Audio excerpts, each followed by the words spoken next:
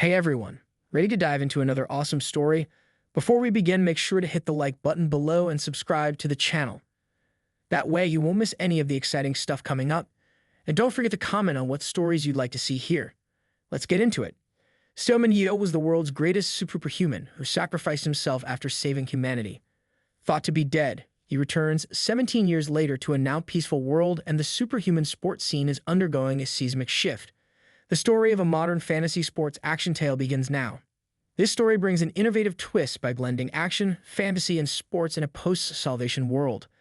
The return of Stillman Yeo after 17 years promises and delivers a plot full of discoveries and challenges as the world has drastically changed without him. The idea of superhuman sports adds a unique and intriguing layer, creating opportunities for thrilling battles and character development. Furthermore, the journey of a legendary hero adapting to a new peaceful era holds strong narrative potential.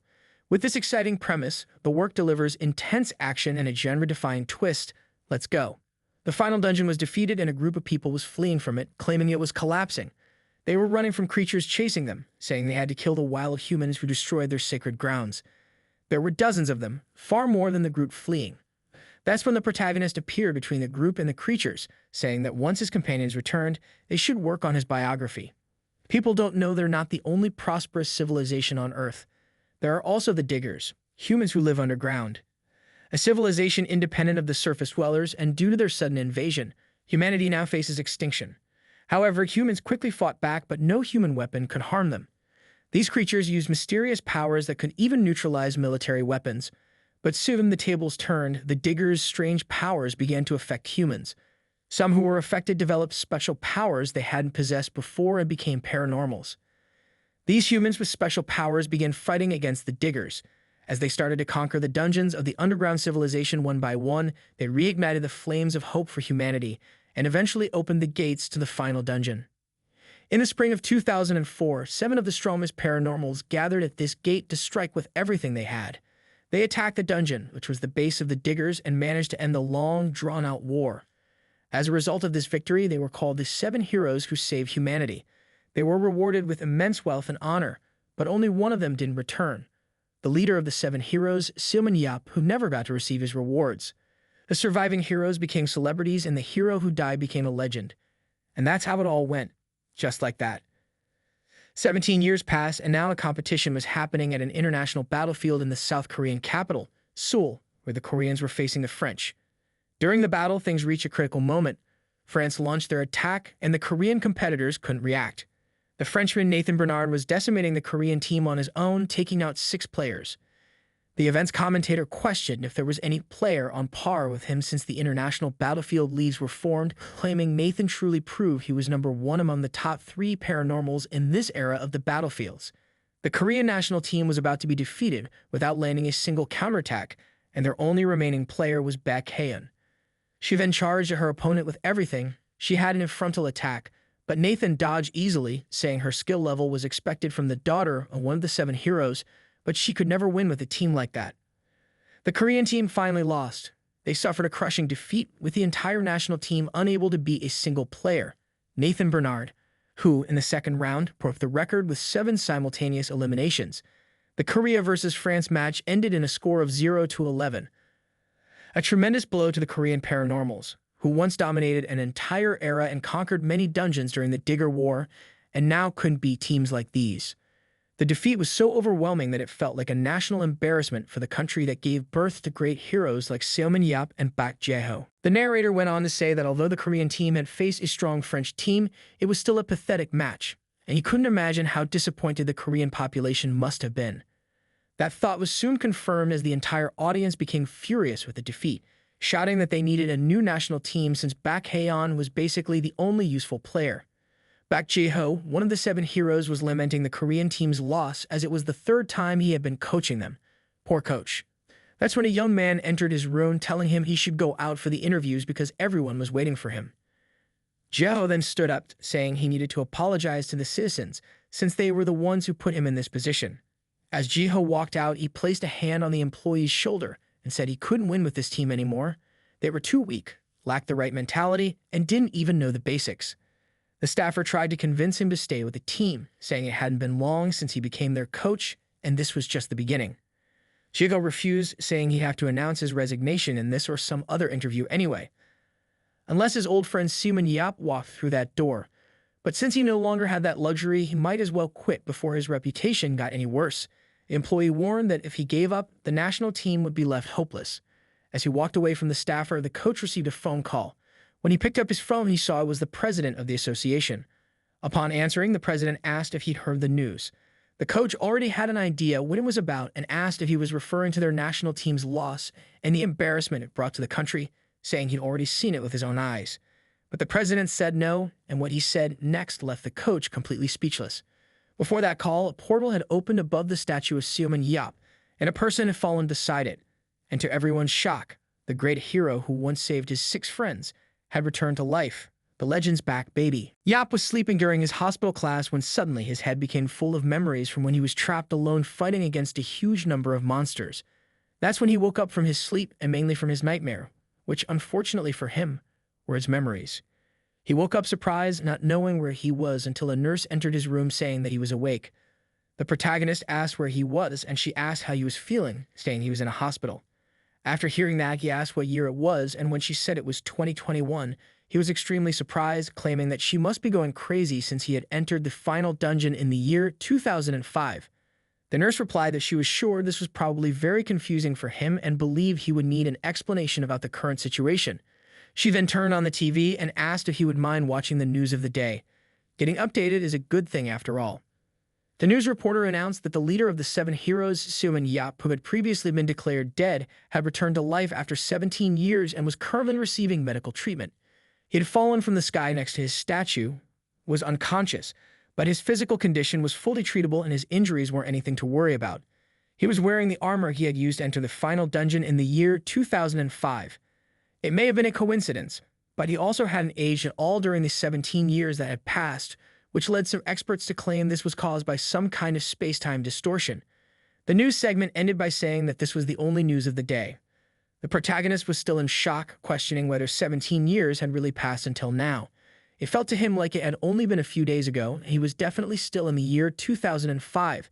The nurse then informed him there was a commotion outside, saying that reporters had been camping outside since he arrived. The protagonist, upon realizing that 17 years really had passed, asked her for a mirror. The nurse told him to wait a moment and left to get the requested item. When the protagonist saw his reflection, he realized he really hadn't aged at all. Since for 17 years having passed, he would now be 47 in total. He questioned whether this had truly happened because of some space-time distortion. The first thing the protagonist worried about was what had happened to all his saved money. The nurse told him that according to the news, all of his money had been donated to a children's fund. He then asked what happened to his house, and she replied that it had become a museum called the Seaman Yap House. He then asked about his car, and she said it had been auctioned off. The protagonist was shocked by everything he had heard about his belongings and told her that he couldn't live in a museum.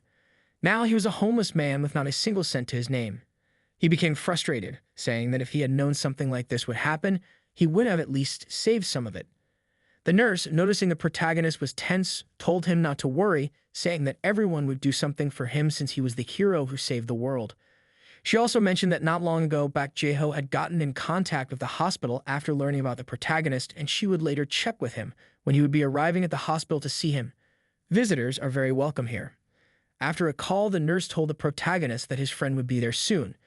He listened to what she said, and she continued by saying she would leave him alone for a while and asked him to ring the bell if he needed anything. She then left his room. The protagonist began to reflect while sitting on his bed. Even seeing everything happening with his own eyes, he still couldn't believe what was going on. But at least he could ask Jiho some specific questions later, and for now, he needed to analyze his physical condition. The protagonist then used an ocular ability called scanning eyes. This ocular ability of his allows the user to analyze and visualize the abilities of living beings. This ability made him one of the strongest men in the world, not only because he could analyze the current abilities of his targets, but also because it allowed him to detect some dormant ability that would awaken in the future. Thanks to this, he was able to develop faster than anyone else, and because of that, he was able to lead several attacks on dungeons earlier in his career, started more OP than the others. When his career was mentioned, a memory popped into his mind. One where he was walking through a forest and talking with Jiho, who was asking to be accepted as the protagonist's disciple. The first thing Yap did when he heard that request was use his ocular ability to analyze his friend's profile. When he looked, he was surprised. He thought Jiho would be a loser, but in reality, he had great development potential. After seeing that, he accepted him as his pupil, but warned him that he couldn't promise he wouldn't die while following him. However, Gio replied that it wasn't a problem and that he would do his best to stay alive. The protagonist then analyzed all of his own attributes again. He noticed that all of them were already at their maximum capacity, except for his mentality, which exceeded the maximum by 10 points. He questioned whether the limit of a human ability was supposed to be only up to level 100, since this one had reached 110 points. But more than anything, he realized he had a new ability he didn't have before called mortality. This ability allowed the user to be completely immune to death if it was caused by physical force. When he saw this ability, he questioned how such a broken ability could even exist. There are more like this than you can imagine. That's when his thoughts were interrupted by the arrival of his friend Jiho, who, upon seeing the protagonist, began crying, saying he was really back. The protagonist smiled at him and said he had gotten pretty weak. Jiho wiped his tears and explained that the reason was because everything was just too peaceful. A while later, they were together on the hospital balcony. The protagonist asked if he had stopped crying already, and his friend replied that he should wait until he got old like him, claiming that the tears just started coming out without hesitation. The protagonist responded that he was still young and had no idea what Jiho was talking about. Then he asked his friend if he had kept the promise. The protagonist's friend was a bit confused, saying he didn't remember that promise. The protagonist replied that it was about his biography. Jiho then remembered and told the protagonist that he had hired a well-known ghostwriter who had written some fantasy stories, and after the book became a bestseller, they made a documentary and a movie that portrayed the protagonist as some kind of mythical god. The plots were really bad, but they all went viral, and in fact, the movie had even been the #1 seller around the world. The protagonist then started venting to him, saying he still couldn't believe how much time had passed. He laughed, saying he had saved the world, but was still poor and homeless on top of that. His friend placed a hand on his shoulder, saying that's what friends were for, and that if he needed money, he'd be there for him. The protagonist realized that Jiho had really grown and replied that he probably made good money over those 17 years, then asked if he had started a business or something like that, already eyeing his friend's cash. Jiho replied that he had done some dungeon missions, and after the War of the Diggers, he got good money from the rewards. It wasn't like he could just sit around doing nothing with all that money. He confessed that there's a limit to how much a person can eat and relax without doing anything. He was then interrupted by the protagonist, who asked how a business could do well being managed by someone as clueless as him. His friend got a little embarrassed and confessed he didn't want to admit it, but he had thought the same thing as the protagonist, and to solve that problem, he hired a professional to handle the bureaucracy. After understanding what his friend had said, the protagonist asked him if he was now unemployed too. Jacob denied it, saying he actually had a job now. The protagonist asked what he was doing at the moment, and his friend explained that he was a trainer. He goes on to say that he is the head coach of the national team, and the protagonist notices that he's talking about it while avoiding the subject and asks why he was speaking so carefully about it. Then he asks what kind of coach he was. His friend asks him to wait a moment and grabs his phone to show a match to the protagonist.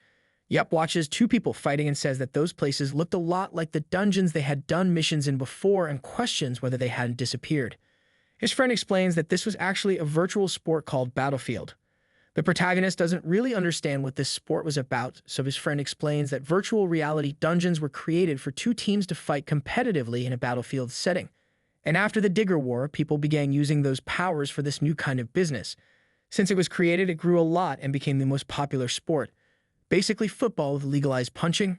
As the protagonist analyzed the match, he commented that it looked like a childish make-believe game, and his friend responded that it wasn't like that, since among the best players of this sport, there were some who could go head-to-head with the 7 heroes. The World Cup of this sport was considered a national pride. The protagonist asks what position Korea was in. His friend goes silent, and the protagonist continues saying that Korea always had strong people, and if this sport was like the childish game he was thinking of, it should be way above other countries. His friend, completely embarrassed, tells the protagonist that Korea was in last place, which leaves the protagonist shocked by what he heard. Later, inside Gio's car, he explains to the protagonist the reason their country had become a weak nation in the battlefield, claiming that the powerful people of the world kept their eyes on Korea's strongest, and as a result, the battlefield was severely restricted because of the violence happening. Korea wanted to control all the strong individuals, including the 7 heroes. The protagonist realizes what he was talking about, that the other heroes probably left the country to become athletes or coaches. His friend confirms the theory, saying he actually guessed it right. A little too precisely, even. The protagonist goes on to say that even nowadays there were still some bastards trying to use them, and tells his friend that he should have broken their legs when he had the chance. His friend says that instead of doing something like that, he chose to fight the ministers and presidents with words back then. The protagonist tries to explain that he just felt bad seeing them try to take advantage of them, so he went easy. His friend says that because of that, they had to start risking themselves from the beginning, and the average number of athletes they had right now was low. And as he mentions athletes, he takes the chance to ask something to the protagonist. Yap immediately says he refuses the offer. His friend complains, saying he didn't even let him finish the question. The protagonist says he already knew his friend wanted him to join the battlefield. Jiho explains to the protagonist that he was only 30 years old now and still in his prime, and it would be a waste. The protagonist replies that it wouldn't be that much of a waste and he didn't need to worry about it. He adds that he didn't want to live that kind of life anymore and that he had ended that type of life in the last dungeon they were in. His friend explains to him that he wouldn't need to fight with the same kind of responsibility as before and that it was just a sport. The protagonist responds that he had never felt any kind of responsibility before and asks his friend if he really thought he looked like the kind of person who fought for the will of others. The classic selfish guy. The protagonist confesses that when he was younger, he fought for his survival, and after becoming a superhuman, he lived his life to be recognized. He asks his friend if he could live his own way now, adding that the media would go crazy if he returned to the battlefield. He starts giving examples of headlines like the savior of the world, Seomin Yap, returns to help Korea, that kind of thing. Everyone had expectations of him. His friend interrupts and asks if he's being honest about not being interested in participating in the battlefield. The protagonist replies that he really has no interest, saying it all feels like some kind of circus, and he hates that. When he notices his friend's disappointment, he comments that the superhumans of their nation still weren't a completely lost cause. Jiho asks what he means by that. The protagonist then points at a billboard and says there are still people like the girl shown there. While praising her beauty, saying she had very pretty eyes and was very attractive, his opinion is quickly interrupted by his friend saying she was his daughter. The protagonist spits out the water he was drinking and asks if she was at 6 years old. His friend replies that 17 years had passed, so she was already 23. Embarrassed by the situation, the protagonist says she was beautiful, claiming that those 17 years went by in the blink of an eye, and could still see some traces of the child's face in her. His friend, realizing he was trying to explain himself, tells him he can stop doing that. Before it got any worse. Arriving at their destination, they are greeted by Jiho's wife, now 52 years old. She gets excited when she sees the protagonist and comments that he really was back, saying it had been a long time since they last saw each other. The protagonist responds that it had only been a whole week for him. Jiho's wife remarks that she had gotten really old and it had only been a week. The protagonist jokes with her, saying it felt like only a week had passed when he looked at her, not all those years. His friend's wife mentions that her husband was probably tired from the long trip. Jiho replies that it wasn't bad since the friend he thought had died 17 years ago had returned, and this was the least he could do for him. After that meeting and hearing those words, the reality finally hit the protagonist. He had survived and returned to the real world. And this time, it was a peaceful world without wars or dungeons, and now he didn't know what to do. The next day, he was resting on the couch eating some chips. Then he grabbed the TV remote to see what was on and was surprised to realize that his favorite drama was still airing. He gets happy, saying he had been very curious to know how it ended, and gets excited saying that was the reason he had survived, that he was going to watch the whole series until the end, from where he left off back in 2005 to the present day. As his friend walks past the couch and hears that, he's surprised by what he just heard. He turns to the protagonist and asks if he was really going to stay home and watch all the episodes he missed. The protagonist responds that Jiho told him before to do whatever he wanted and asks why he seemed disappointed about that. I wonder why, right? His friend confirms what he said, saying he really could do whatever he wanted. Then he pulls the curtain and explains that reporters have been outside for days just waiting for a single interview, and they wouldn't leave until the protagonist talked to them. The protagonist is shocked by the number of reporters and at the same time sad, since there were tons of them outside. But you believe he had no other choice, and then asks his friend to organize the reporters for tomorrow, requesting that they all be gathered at once, and when the interview was over, they should leave his life. The next day, his friend arranged a press conference with all the reporters who wanted to interview him. The reporters commented that they thought they would have to wait a whole month, so this was faster than expected. And then the press conference finally began. The protagonist grabs the microphone and says that, as they could see, he had returned. He comments that he found the situation rather curious, if he was sure they were even more fascinated by it. And knowing that they were all interested in him, he adds that he wasn't the slightest bit grateful for it and tells them to ask their questions. After that, they were to get out of his life. His friend standing beside him hears that and wonders what he was expecting, saying his friend hadn't changed at all. Some things really never change. The conference director tells the reporters they'll each be allowed only one question at a time. The first question is about how he escaped the last dungeon. The protagonist answers that he doesn't know. When he woke up, he was in a hospital, so he had no reasonable explanation for that question. The next reporter asks if he remembers anything during those 17 years. He replies that the time from 2005 to the present passed by like just a few days for him. Another one asks if he's made contact with any of the 7 heroes. The protagonist responds that they were just coworkers, not friends. Someone else asks if he planned on reclaiming his spoils of war, and he denies it. This time, it's the protagonist who requests another question. One of the reporters raises his hand, and the protagonist chooses him. That reporter says he's sure the protagonist has heard of the battlefield run by Coach Bak Jiho. He confirms it. The reporter continues, asking if he had any plans to become a player in the battlefield. That question makes all the reporters tense up, and the protagonist's friend comments that the big one had finally come. The protagonist simply answers that he didn't want to. The reporter tries to push further, asking why. He says he's just not interested. The reporter provokes him by asking if he's sure it's not just a lack of confidence. The protagonist points at him and laughs, replying that the only thing lacking in this room was the hair on his head, causing the whole press conference to burst into laughter. Dude completely destroyed his dignity right there. The protagonist follows up his answer by saying he wasn't interested in the battlefield because it didn't seem fun to him. So because of that, he wouldn't pretend to be a clown for other people's entertainment and asked them not to expect that from him. The press director thanks the protagonist for his response and announces that the conference would now be wrapping up. The protagonist tells the reporters he hopes their curiosity has been satisfied and adds that he didn't want to be chased around by any of them anymore. As he's leaving the venue, his friend awkwardly grabs the microphone, thanks everyone for coming, and wishes them a safe trip home. As the protagonist walks out, one of the reporters shouts for him to wait, stating he had one last question before he left.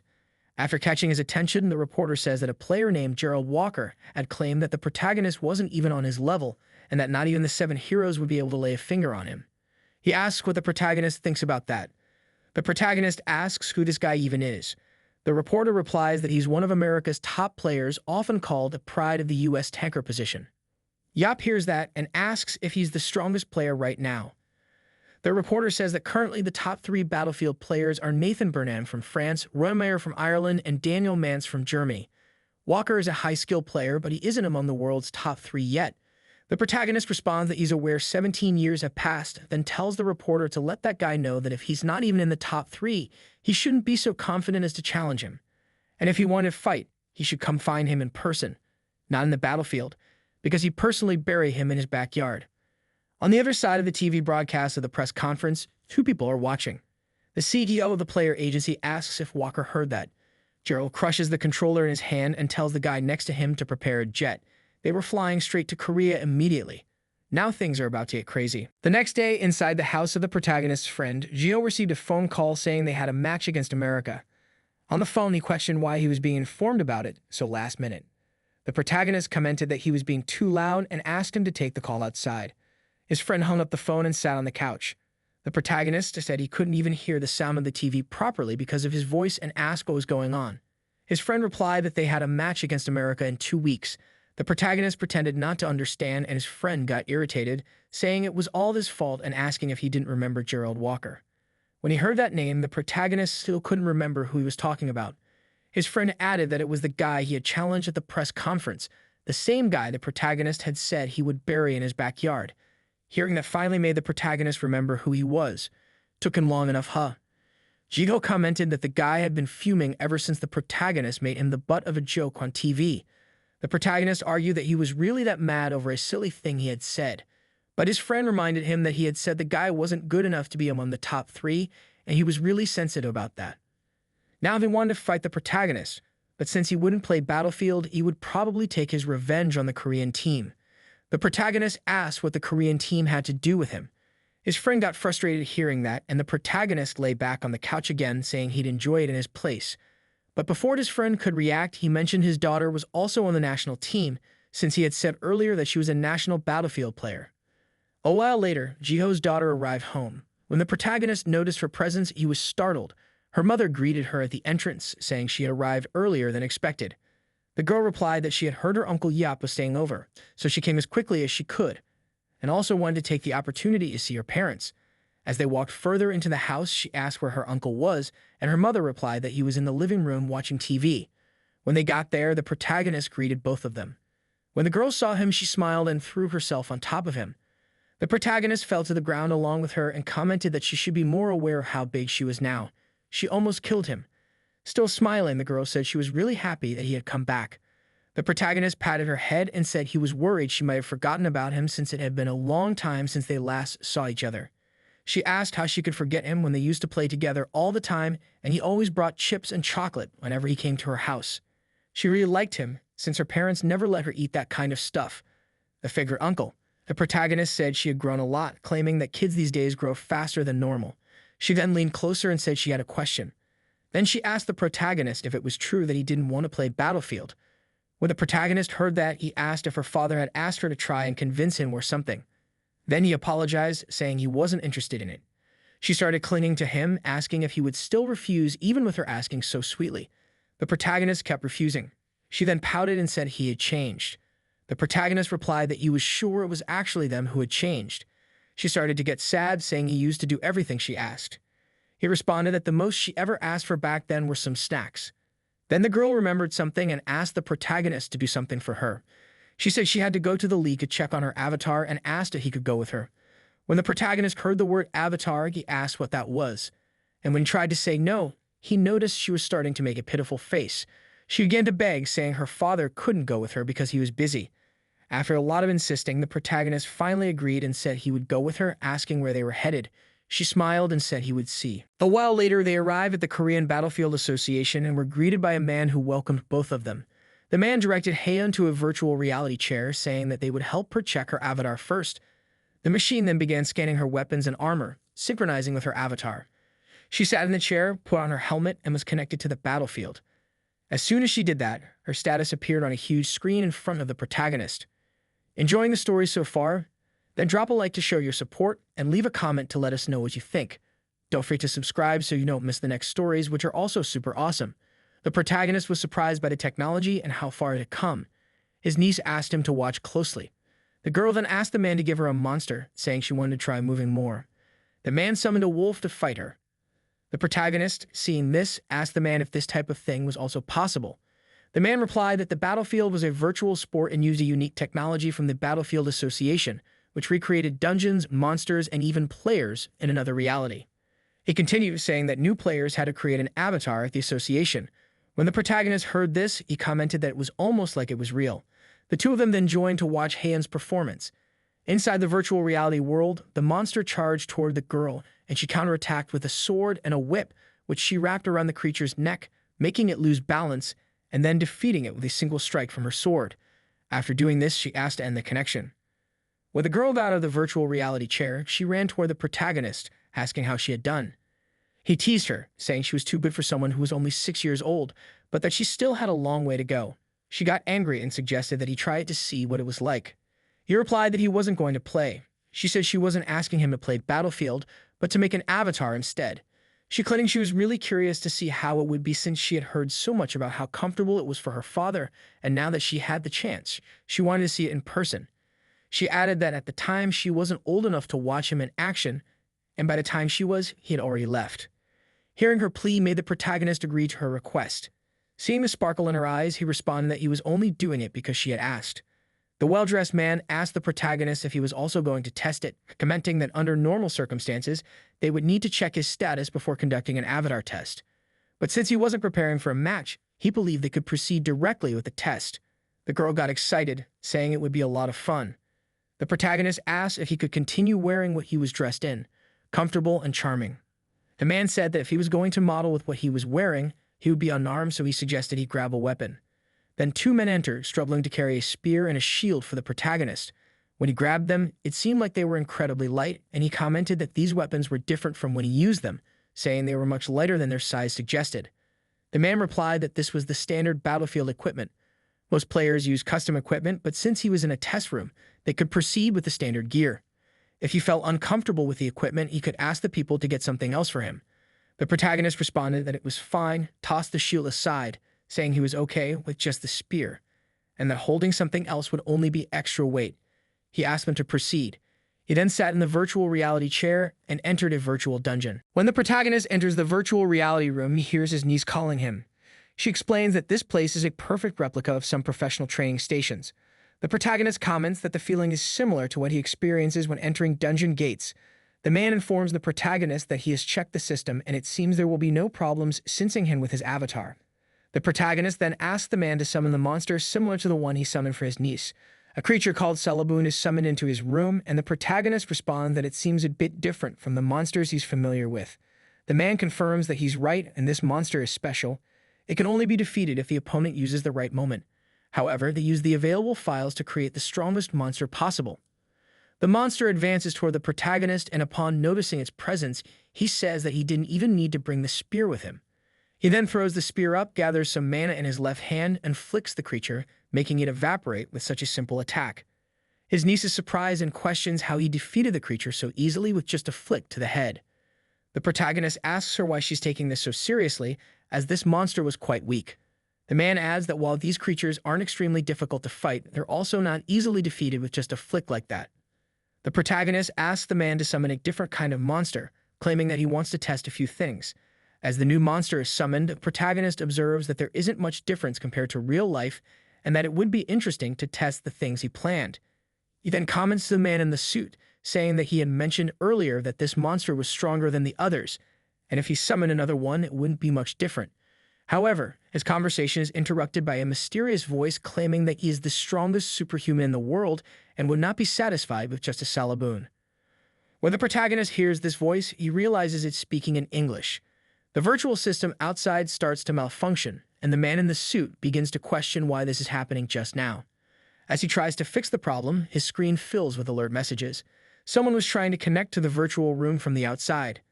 At that moment, the man bursts into the protagonist's room and asks if the offer to fight him is still valid. He says that it was the protagonist who challenged him earlier, but now that he's in front of him, he's very quiet for someone who threatened him. The man claims that the protagonist must be scared because he didn't believe he'd show up so easily and begins to say that he doesn't care what the 7 heroes are called. He's going to prove that all of it is just a fable. He then advances toward the protagonist, telling him to die. Gerald swings his axe at the protagonist, and when the smoke clears, he realizes the protagonist dodged the attack and wonders where he's gone. It's then that he hears a whisper behind him. The protagonist whispers, questioning if he's scared, and comments that he finally believes this is going to be a decent test for him. Now the protagonist stands in front of Gerald holding his spear. His niece from outside asks what's happening. A voice from outside tells her not to worry about what's going on. Then her father, along with the CEO and a secretary, enters the room. The president of the association says that he was responsible for Gerald's entry and that there's no need to worry. The girl asks if her father didn't say he was busy, but she is interrupted by the old man, who says they had discussed this earlier, but he believes the news hasn't reached their site yet and apologizes for having worried them. He then asks the woman if everything's okay. The manager of Gerald, Emma Moss, thanks the president for his cooperation, acknowledging that she knew the request was a bit out of the ordinary. A bit. The president thinks to himself that her request wasn't a problem at all, claiming that it was actually the perfect opportunity to spark the protagonist's interest in the battlefield. Inside the virtual room, the protagonist fights against Gerald bravely, and during a pause, the protagonist thinks to himself that this guy is stronger than he expected. He then uses his ocular skill to analyze Gerald's stats. When he sees his opponent's stats, he notices that his strength and stamina are both at the maximum of 100 points and comments that he was perfectly created to be a tank. Even his mentality score is high at 87 points. He seems a bit temperamental. He's not just a dog that barks, he bites too. What a close. Seeing that Gerald has noticed him staring, he asks why the protagonist is looking at him instead of fighting. The protagonist thinks to himself that this guy talks too much, and if he had known Gerald 17 years ago, he probably would have taken him along to the last dungeon he visited, as his skills would have been useful, and he'd have been perfect as a tank. And now that he remembers talking about skills, he comments that his immortality skill, which he saw when he woke up in the hospital, hasn't been tested yet. Since he couldn't test it with the monster, he might as well test it with this guy.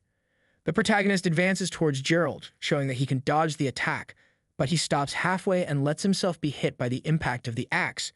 The people outside question why he did that, saying that he could have dodged, and there was no reason to be defeated and killed like that. Gerald agrees, saying that the protagonist stopped just before the attack and let himself be hit. It was as if he really wanted to die by his own will. When Gerald asks what he was thinking, he's surprised to hear the protagonist's voice saying that this hurt more than he thought. Gerald manages to dodge the spear the protagonist threw at him and starts wondering how he's still alive, claiming that he should have died from the impact since he didn't dodge. The protagonist then reappears, completely regenerated from the previous attack, and asks what Gerald thinks of that. Gerald is surprised that the protagonist survived the attack and asks how he managed to do that. The protagonist replies that he gained a new ability when he returned to life, and he has become immortal. At the same time, he thinks to himself that the test has been a success, as he couldn't die and his injuries regenerate on their own. The protagonist then tells Gerald that this isn't good, and they won't be able to keep fighting this way. He asks the man in the suit to pay attention for a moment and says that he believes he can't die due to a skill he gained after surviving the last dungeon he was in. The man is surprised to learn that he can't die and wonders how such a skill exists. The protagonist responds that it seems interesting, but it doesn't matter to him at the moment and asks if there's any way to block this skill for a while. Just to clear the doubt, you know. The man confirms that blocking this skill wouldn't be difficult, so the protagonist asks him to block his immortality.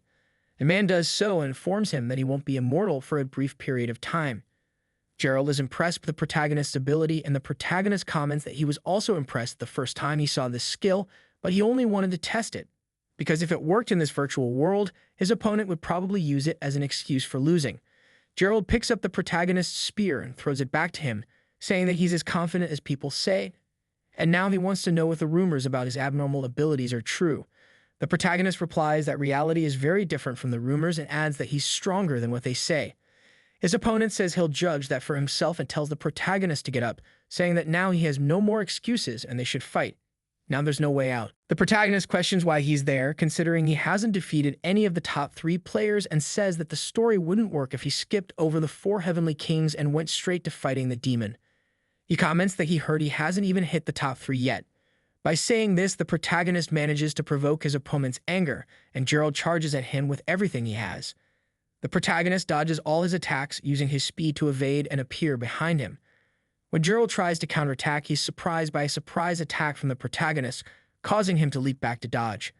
The protagonist observes that Gerald reacted quickly, even though his vision was limited due to the size of the shield he was holding. This wasn't bad, but the protagonist thought he should start taking this more seriously. The protagonist then gathers his strength to throw the spear towards his opponent. Gerald blocks the attack with his shield and notices that the protagonist was able to change its direction just by easily throwing it. This level of control was something frightening to witness up close. The protagonist raises his hands and says he won. Gerald replies that it's not over yet as his spear disappeared and he's still not dead. The protagonist responds that he did that on purpose and says that he can't believe Gerald is still arguing even after being spared. He comments that Gerald couldn't win this fight with that massive shield he's carrying and then suggests that he switch to a smaller shield and stop being a regular tank. Now it's getting serious.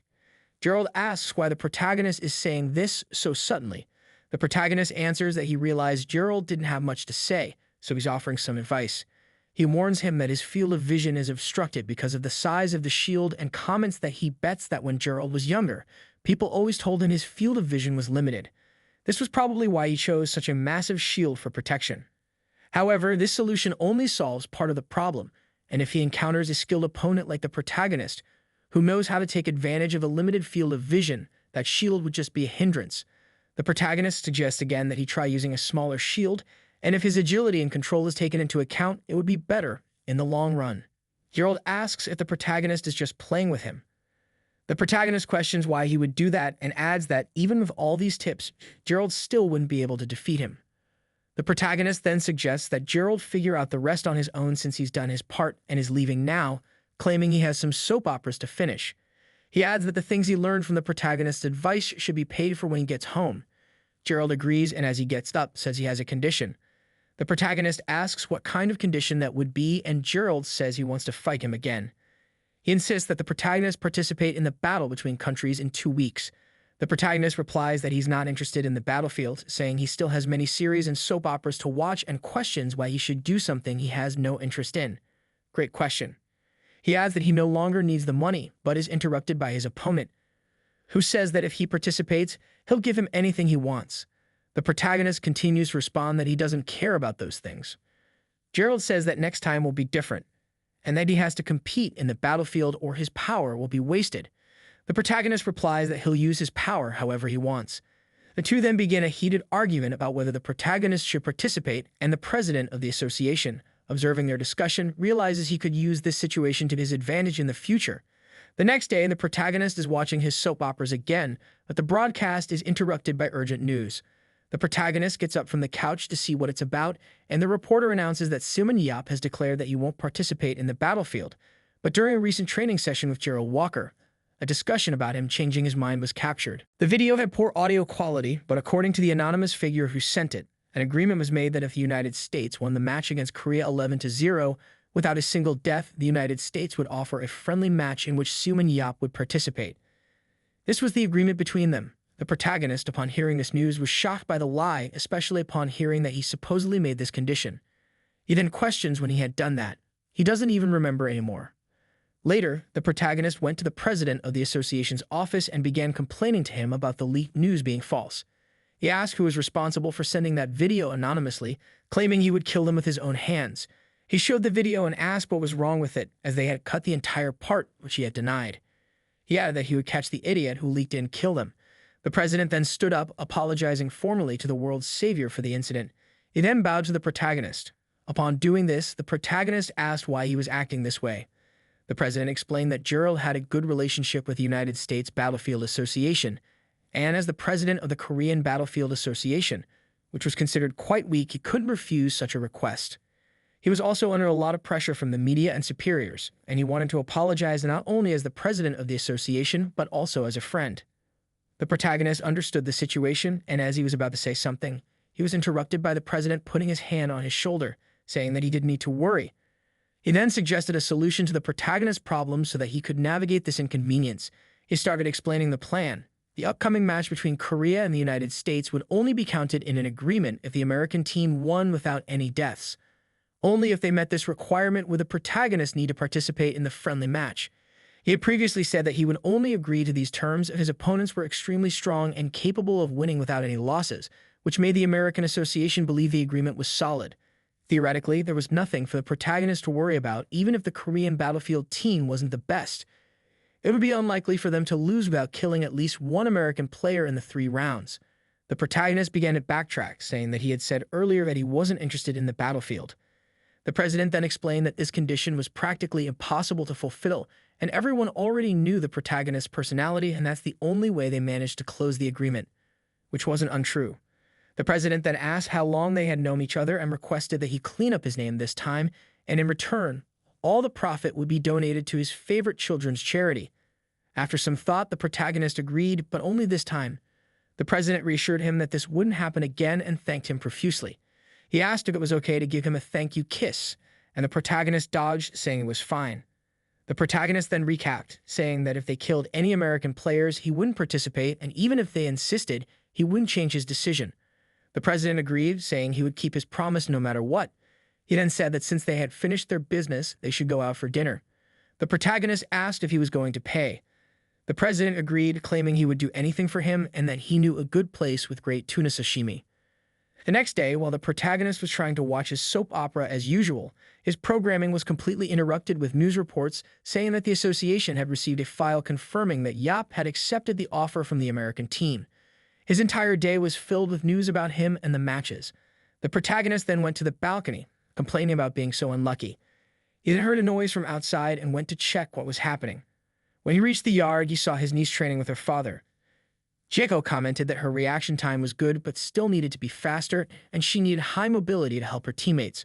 The protagonist took advantage of the situation to analyze her stats with his ocular ability. Just to take a look. When he used his ocular ability to check his niece's stats, he noticed that she had high numbers for agility and speed. However, her agility had already reached the maximum of 90 points, and her potential for developing speed and agility was lower than when her father was at his peak. So it was likely she would never achieve the same results her father wanted for her. But her resistance and strength stats could surpass his limits, and it didn't make sense for her to be classified as an assistant. He claimed that this method would work for Jaeho, but it was the wrong approach for Haeun. The protagonist then interrupted their training. His niece asked if he had been watching her train, and he confirmed, commenting that he believed she didn't need to train her agility anymore. His friend said she was still failing in that area and needed to improve it a little more. The protagonist responded that she wasn't like him and explained to his friend that they should stop the agility and speed training. He explained that the reason she hadn't reached her peak in those attributes yet was because her limit for them was lower than his. He added that her agility had already been maximized, and then speculated that since she had speed-related abilities, Jiho was trying to train her to be an assistant like him. But the two were very different. The protagonist then asked what she would do after catching her opponent with her whip. She explained that she would use it to break their balance and throw them toward her teammates. She already had the plan in mind. The protagonist explained that she was wrong, stating that she needed to finish them off. He said it would be inefficient for her to use her father's style as an assistant since she lacked agility and speed, and unlike him, she wouldn't have anyone to finish the job for her. Therefore, improving her strength and fencing should be her priority at the moment. He then took her sword and whip, saying he would show her how to do it, claiming it wasn't that hard. The protagonist walked toward a punching bag nearby, grabbed it using her whip, and explained that once she managed to catch her opponent, she should immediately cut with the intent to kill.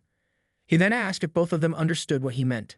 Upon seeing their confused expressions, he explained that she wouldn't be able to kill anyone just using her whip, and that she needed to improve her sword skills to keep up with the pace.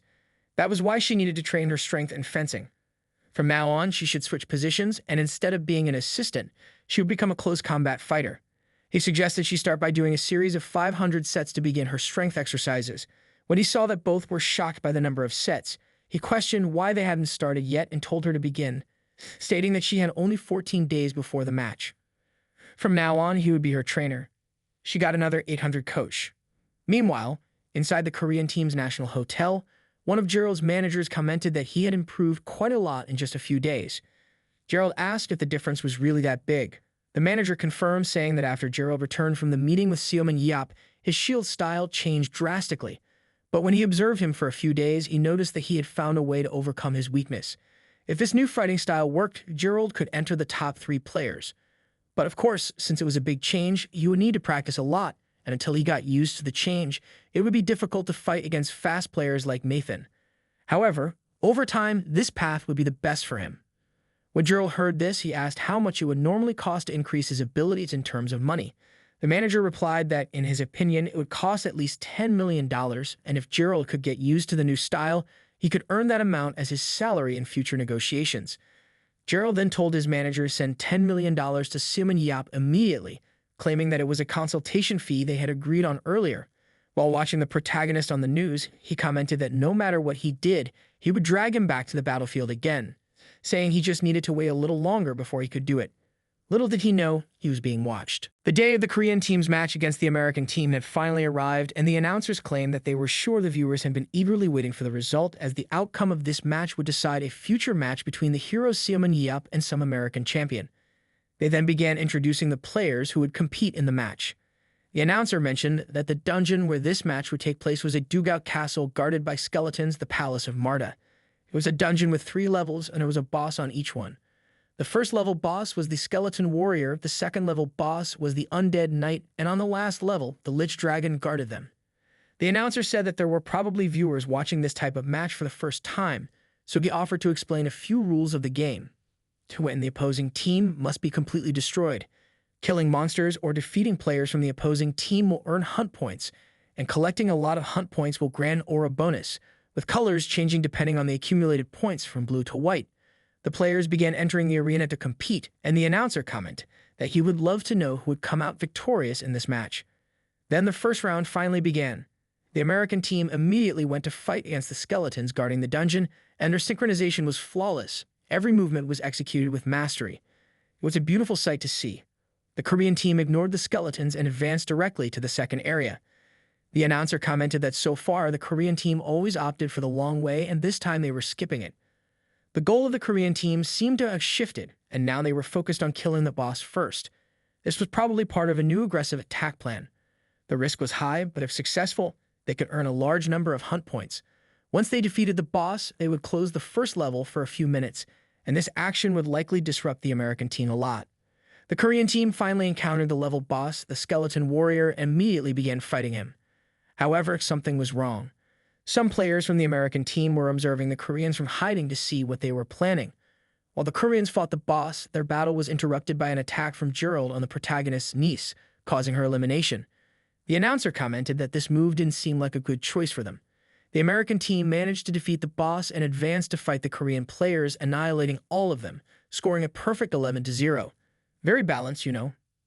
After this first defeat, the girl returned frustrated to their resting room. When she opened the door, she found the protagonist talking to the Korean team. He continued, saying that since the whole team was there, he would like to say a few things to them. He commented that while watching the match, he thought his eyes were going to fall out of his head. They should take advantage of his advice for the next round while he was in a good mood. With the way things were going, it would probably end up with him fighting in their place. He then explained that it seemed like they wanted to make a winning move at the beginning of the game, but there were still some aspects missing for them to pull it off successfully. The level of their overall skills was much lower than the Americans. With their current skill levels, they wouldn't be able to win even if they fought 1,000,000 times. Their chances of victory were still exactly 0%. But it would still be shameful to lose without trying to fight again. So he told the Korean team that at least they had managed to defeat Gerald. The protagonist continued, saying that this dungeon had been chosen by him with the association director, and when he was younger, it wasn't that hard to attack. But the skeletons on level 3 were annoying. Judging by their skill levels, it would be a miracle if they got this far. So they should forget about that and think about the match they had just played. He explained that the strategy they used in the first round wasn't bad, but of course it would only have worked if they had been able to meet the requirements. He then commented on their positioning. Time to turn things around. No matter how crucial it was for them to kill the monster boss, they always needed to keep an eye on their enemies from the opposing team. They all entered the boss room to finish their hunt quickly, but they should have been more cautious about this beforehand. The people who stayed behind to protect their back should have been able to cover the front line when things started to go wrong. As soon as Haeyeon was eliminated by Gerald, they all stood paralyzed, letting their opponents eliminate them. They couldn't let something like that happen again. The reason they kept losing was because they didn't even know the basics properly. The protagonist couldn't believe these people were part of the national team, and now he felt bad for his friend, having trained them for nothing. The protagonist continued, saying that it didn't make sense to talk about it anymore as the match was already over. He had said everything he wanted to about their first round, and now he would finally get to the point he wanted to make. He said he would tell them the next strategy for the second round. After the explanation, the second round finally began. As soon as the game started, the last American used a 6-on-5 formation for this round, and this time one of the groups was led by Gerald, who was focused on hunting. It was a strategy that made the best players on the team use their abilities to their full potential. Once again, when the announcer started observing the Korean team, he realized they were repeating their strategy of avoiding the first enemies, trying again to see if it works. The protagonist, while watching the match, said they were doing well. The more they did the things he recommended, the easier it would be to find an opening. This time, they had a chance to succeed. The American team was near the level boss, searching for the Korean team. One of the American team members warned Gerald that they hadn't found any members of the Korean team yet. Since it was a one-way dungeon, it didn't make sense. Gerald, upon hearing this, assumed they had probably changed their game plan after the disaster of the first round, and at the pace they were going, it was only a matter of time before he faced Yup. While Gerald claimed he would have a chance to test his new fighting style against the protagonist, he was surprised by a surprise attack from the Korean team, who broke through the wall, forcing a path toward them. The protagonist's plan was then revealed. It stated that no member of the Korean team should kill a monster or a boss, and that they should group up in a way that would allow them to ambush the enemy. He commented that this place only had one path leading to the boss, which had been common knowledge since people started attacking the dungeon, but in reality there was a secret road inside. It was a secret passage made by the diggers, and it was perfect for them to hide and ambush the others. They used this path to execute their plan. The entrance to this secret passage looked like a giant wall, so it would be hard for them to find it easily. But they didn't need to worry because the protagonist would explain how they would do it. He then revealed the location of a secret gate that they would have to run through together to attack the American team from behind. This time, he would surprise them from the back. And this time, they should focus on Gerald's legs when fighting him. Take out his calves. Haeyeon questioned, saying that he was famous for never falling before, and asked if his legs were really his weakness. The protagonist confirmed, saying that he had some conditions that made his legs weaker now, as he no longer had space to protect himself as easily as before. In addition to protecting himself, he would have to help his team with defense, which made things more difficult for him. When observing him earlier, it seemed like he hadn't fully adjusted to his new fighting style. Knowing that he would probably fix this flaw soon, it wasn't even possible to confirm that his legs would be his fatal weakness in his current state. They still had the advantage of being pressured to win without any eliminations on their side. In a situation like this, being surrounded by twice the number of players they had would be a totally defensive fight, focusing on mobility. And this would be the advantage the Korean team had. And probably the only one. And adding these factors, the circumstances would likely change, so they would have to trust what he said. The Korean team internally thanked the protagonist for his advice as the plan they were putting into action began to show a positive effect. The narrator comments that the Korean team initiated a fast attack before the American team could get into formation, and it seemed that Haeum would be facing Gerald using her amplified power, with one of her support members who had a skill that increased the strength of her ally. As the Korean team advanced towards Gerald, he managed to eliminate two of them in the attack, but the girl managed to dodge using teleportation. Now she was also eliminating players from the American team, bringing the kill count to an equal number. Now it's balanced. Gerald got distracted for a moment but managed to regain his focus and attack the third member of the Korean team who advanced toward him, thus securing 3 total eliminations. He then called for his team, telling them they needed to enter an emergency formation and ordered everyone to return immediately. The current situation had them at a disadvantage of 5 players, while the American team only had 3. The Koreans had 8 players with them, so they advanced again, causing Gerald to secure his 4th elimination. While he was distracted, Haeun got behind him and advanced once more in his direction. She used her whip to bind his foot, causing him to lose his balance and fall. The American team was slowly being defeated by the Korean team, who was using their numerical advantage against them. They sacrificed 7 players to kill 3 Americans. Gerald, lying on the ground, commented to the girl that she had made a great change in her fighting style and asked if Suman Yap was teaching her. Haeun ignored him and finished him off with her sword. The only thing he managed to say was that it was impressive. The narrator went wild, saying that the events had completely changed. Surprisingly, the Korean team had managed to kill 5 players from the American team. And that was today's story.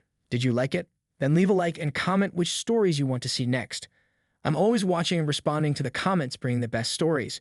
So that's it. Don't forget to subscribe, share it with friends who also like manhwas, and I'll see you in the next video. Take care.